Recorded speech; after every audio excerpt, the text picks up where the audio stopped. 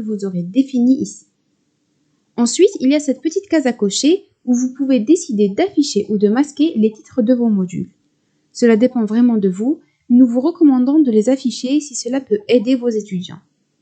Tout en bas, vous trouverez un espace pour ajouter un code dans le pied de page de la formation. Vous pouvez l'utiliser pour ajouter un pixel Facebook ou tout autre type de tracking. Une fois que tout cela est rempli, il vous suffit de cliquer sur Enregistrer et votre formation sera créée. La formation est créée par défaut inactive. Pour l'activer, il suffit d'aller dans le menu et de cliquer sur Activer, puis de confirmer. Une fois activée, si quelqu'un y a accès, il pourra la voir dans son tableau de bord étudiant. Bien, jetons maintenant un coup d'œil à l'intérieur de la formation. Les formations sont constituées de modules et les modules contiennent des chapitres. Je vais créer un premier module et le nommer module 1. Si vous développez ce module, vous aurez la possibilité d'y ajouter des chapitres. Une fenêtre va s'afficher vous permettant de nommer vos chapitres et de choisir un template. Pour l'instant, nous avons le choix entre 3 options, mais n'oubliez pas que vous pourrez les modifier complètement par la suite. Cliquez ensuite sur Enregistrer et continuez à ajouter vos chapitres. Vous pouvez ajouter un autre module par exemple, avec encore d'autres chapitres, et vous pouvez le rendre aussi long que vous souhaitez en fonction du sujet traité. Comme vous pouvez le voir, même si le cours est actif, les chapitres individuels ne le sont pas. Une fois que vous avez fini d'éditer le contenu, allez dans le menu à 3 points et cliquez sur Activer. Maintenant que j'ai activé les chapitres, je peux visualiser le résultat en cliquant sur l'icône de l'œil pour obtenir un aperçu. C'est ici que vous verrez le nom et la photo du formateur. Cette photo de profil est en fait ajoutée dans les paramètres du camp. Voici le logo que nous avons ajouté au début et bien sûr, la couleur de notre thème s'affiche tout autour.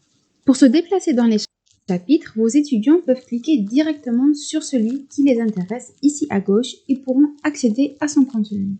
Pour ajouter du contenu au cours, il suffit de cliquer dessus et accéder à l'éditeur.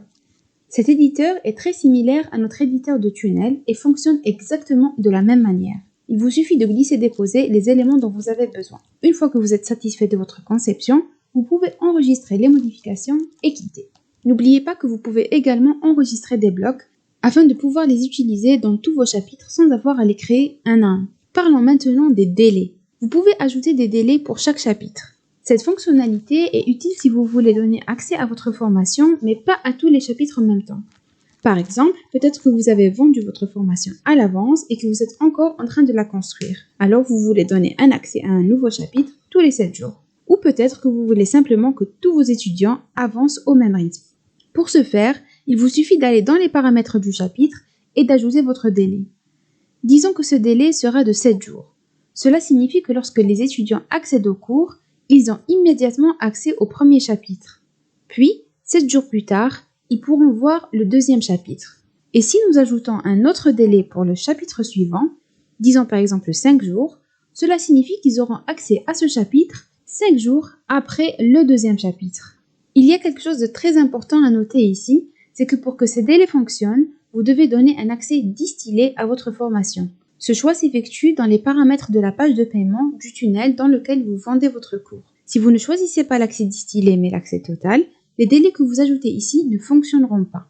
Un autre aspect important à retenir est que les délais dépendent toujours de l'étape précédente. Cela signifie que les 7 jours que nous avons ajoutés ici commenceront à partir du moment où l'étudiant accède au premier chapitre. Puis, les 5 jours que nous ajoutons ici signifient que l'étudiant aura accès à ce chapitre 5 jours après avoir accédé au chapitre précédent, à savoir le chapitre 2. Il y a en fait 2 façons pour vos étudiants d'accéder à votre cours. La première consiste à acheter votre formation et la seconde consiste à les ajouter manuellement. Pour le faire manuellement, il vous suffit de cliquer sur « Ajouter des étudiants », puis de renseigner le nom de l'élève, son adresse mail et le type d'accès que vous souhaitez lui donner. Puisque nous avons ajouté des délais à nos chapitres, nous allons choisir un accès distillé, si nous voulons que les délais fonctionnent. Si ce n'est pas le cas, nous pouvons lui donner un accès total ou un accès partiel.